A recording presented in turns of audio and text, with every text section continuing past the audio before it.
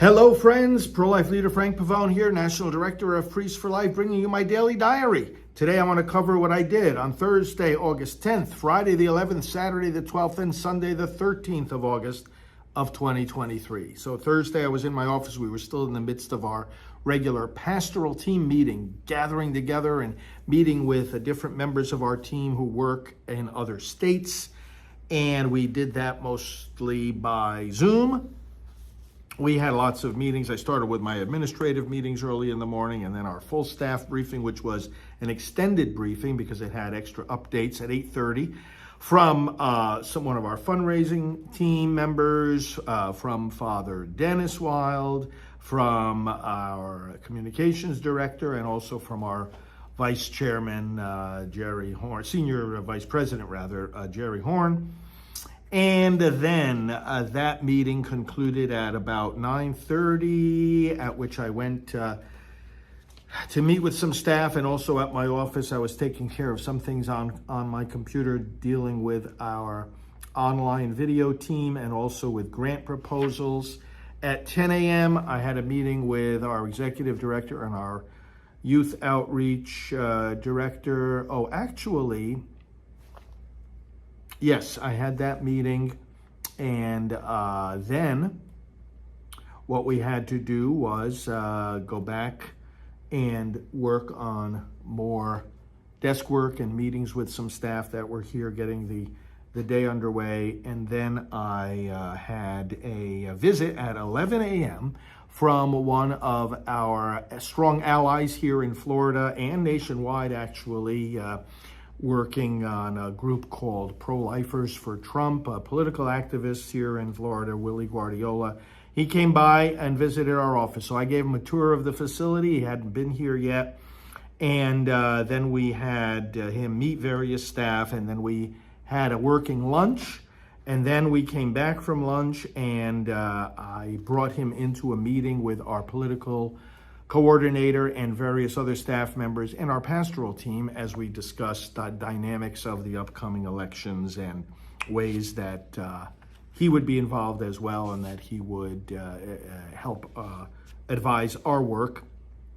Then we had at 2:30, I went into a meeting with some of our media advisors. Then I reconnected with our guest for the day and had an additional meeting with him. Connected also with other staff in the building and paperwork at my desk. At 4 o'clock, we had a meeting with the pastoral team in regard to our monthly meeting. We always give them a good pro-life book to read. And then what we did was at 4:30, I came in here in the studio, did a pre-taping for the next day. Then I did some shorter videos, some spots for our online content. That was all at 4:30. At 5:15, I had an administrative phone call with Mark on our administrative team. And then at 5:45, I had a visit from yet another key political activist here in Florida. And we had a working dinner together, caught up on things and made some plans. That was very nice way to conclude the day on Thursday, August 10th. Friday the 11th, started out early at my desk, usual administrative phone call and then staff briefing at 8:30. Did various emails in regard to Newsmax, in regard to plans for upcoming trips, in regard to work that Father Begany is doing, one of our priest associates, our newest one. Work in regard to letting some of our supporters know that some of our team would be traveling into their area, approving a header for an email blast, writing and approving a letter to our top donors.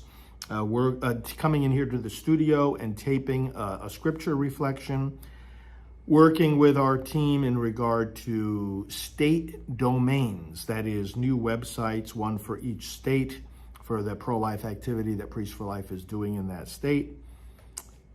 Other communications regarding the Napa conference for next year, regarding donor communications, regarding the regular pro-life leaders meetings that we host, and also preparing a letter of recommendation for one of our interns. I got into the car at about 10 o'clock and got some gas and then drove down towards Fort Lauderdale. I actually stopped first in Boca Raton, but on the way there, I had a 10:30 phone call with some of our executive team and our social media coordinator so that we could make some plans.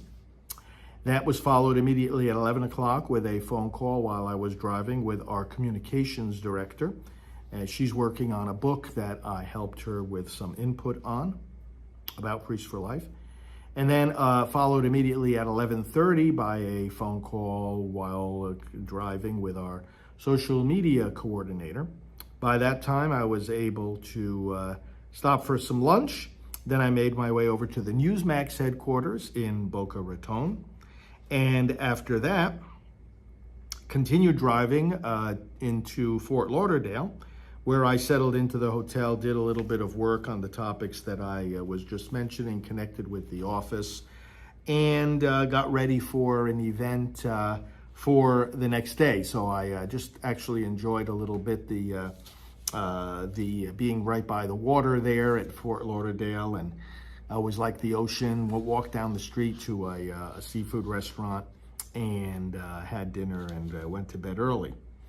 On Saturday, the 12th of August, I started out there at my hotel room with a number of communications with staff in regard to website content, social media content, some communication with pro-life leaders, some communication about work Father Begany is doing, some work in regard to an upcoming President Trump event, and also some planning of some show topics. Then I got in the car and it was about a 15-minute drive to an abortion facility where I hooked up with some great Fort Lauderdale area pro-life activists. Some also came in from other parts of the state, some from further south in Miami, some even from out by Naples. And we all got together and we prayed for a good hour and a half. I led prayers, and there was a very faithful pro-life priest there that I've known for many years that I was able to reconnect with, and he prayed with us and for us as well. And then, nice large group of about 25 of us went for lunch at the nearby Olive Garden, and we had lunch together as a pro-life community. I gave them some encouragement, and we all shared some stories, and that was really nice. Then after that, I drove back to my nearby hotel right by the beach, and I settled into more work, looking ahead, catching up on some emails, looking ahead to the week. And then in the evening, took a walk back down to the restaurant. I had to do some reading, and I decided to do it right on the beach. I had a little beach chair in my car. And so enjoyed for about an hour as the sun was setting, the beautiful scene there by the ocean. Went to bed early after that. Sunday the 13th, I got up and got an early breakfast at McDonald's, like 6 a.m., and then drove back to Titusville. On the way, I was listening to a number of key podcasts that I listened to in order to prepare content for my political commentary programs. Listened to those podcasts, arrived at the office, and then jumped right into work at my desk, unpacking, had to do some laundry, had to do some work here in the studio, had to do some work around the building, had to organize a few things for the coming week, did work at my desk, and connected also with my family, and just some extra time of prayer and rest on a Sunday, and that brought me right through that day. Signed some cards. I had some letters that I had to sign, and then some cards I had to sign for donors, and did all that at my desk, as well as getting ready for other pro-life activities coming up later this month. And that was Sunday the 13th. That brings us through those 4 days, August 10th to the 13th of 2023. Hope your pro-life work is going well. I certainly continue to enjoy mine. We never get tired of it, friends, because we are on the path to ending abortion, and glad that you're there with us as well. Talk to you soon.